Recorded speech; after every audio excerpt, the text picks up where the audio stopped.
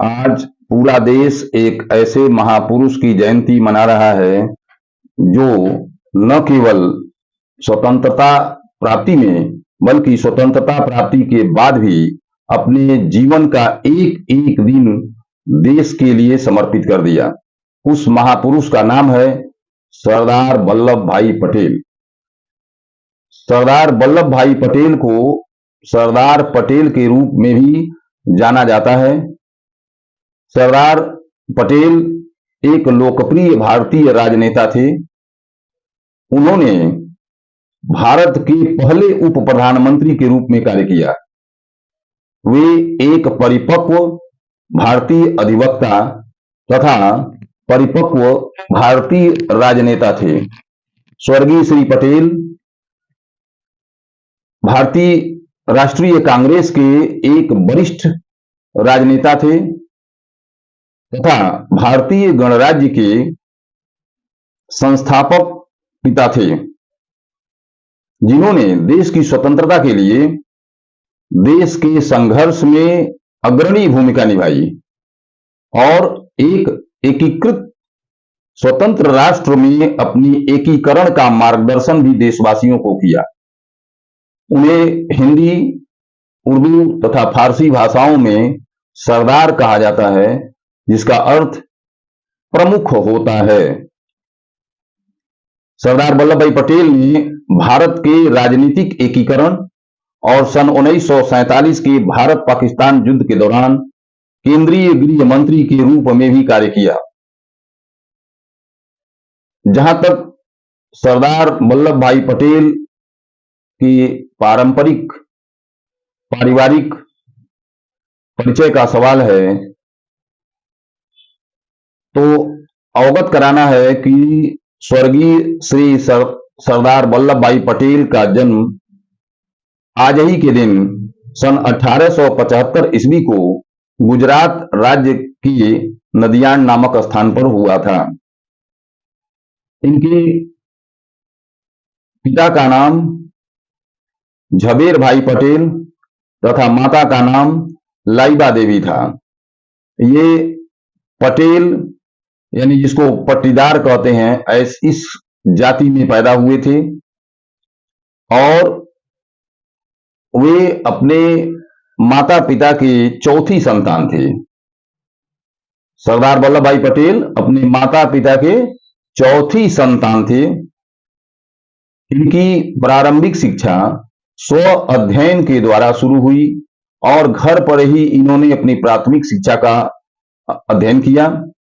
बाद में लंदन जाकर के इन्होंने बैरिस्टर की शिक्षा प्राप्त किया और बैरिस्टर की डिग्री लेने के बाद सरदार वल्लभ भाई पटेल अहमदाबाद में आकर के वकालत शुरू किया।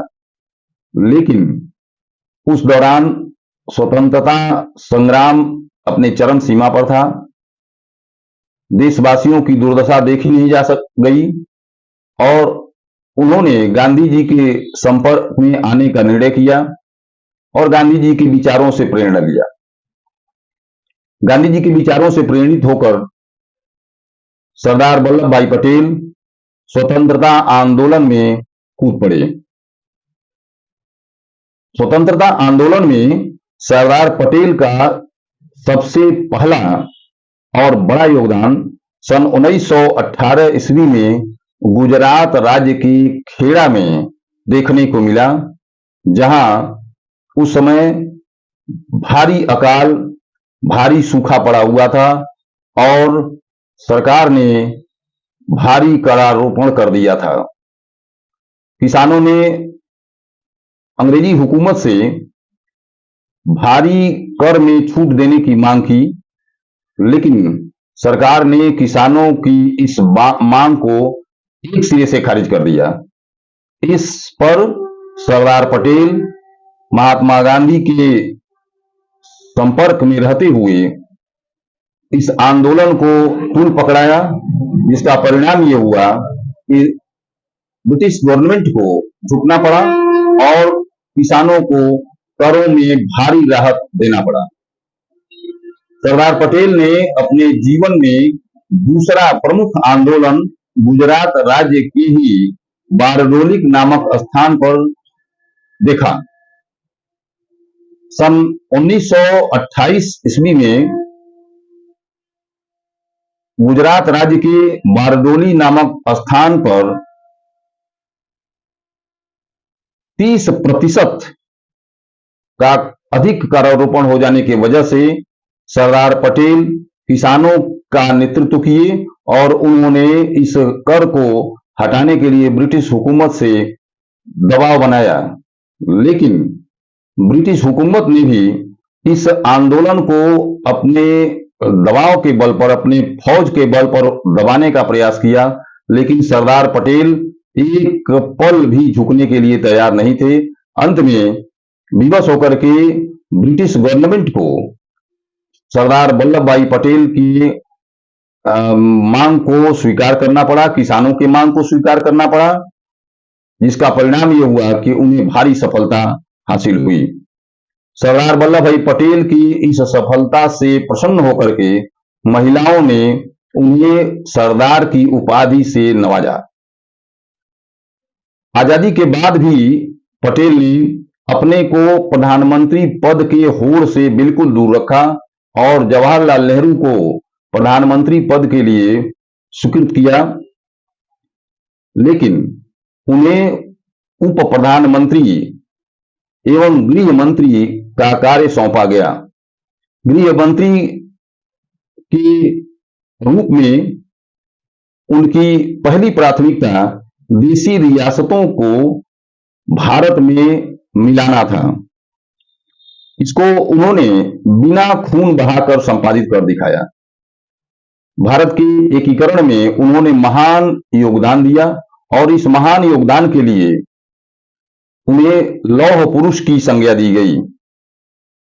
सन 1950 ईस्वी में सरदार वल्लभ भाई पटेल अपने जीवन के संघर्षों के साथ भगवान को प्यारे हो गए। सरदार वल्लभ भाई पटेल आज हमारे साथ भौतिक रूप से भले न हों, लेकिन भारत के हर दिल में सरदार वल्लभ भाई पटेल की धड़कन आज भी इस बात को स्वीकार करती है कि जब तक यह देश रहेगा, सरदार वल्लभ भाई पटेल का नाम अमर रहेगा। जय हिंद।